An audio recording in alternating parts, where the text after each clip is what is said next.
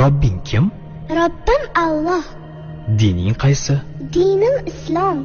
Payg'ambaring kim? Payg'ambarim Muhammad sallallohu alayhi va sallam. Kitobing qaysi? Kitobim Qur'oni Karim. Tilaging nima? Tilagim iymon. Qiblang qaysi? Qiblam Kabatulloh. Millating qaysi? Ibrohim Halilulloh millatidanman. Kimning mazhabidansan? Imom Azam Abu Hanifa mazhabi. Do'stlaring kim? Do'stlarim chahor yorlar. Ular kimlar? Abu Bakr Siddiq, Hazrati Umar, Hazrati Usmon, Hazrati Alidir. Qachondan beri musulmonsan? Al-Misoqdan beri. Al-Misoq nima? Alloh taolo ruhimizni yaratib, ulardan va'da olgan kun. E'tiqoding qaysi? Ahli sunna va jamoa e'tiqodi.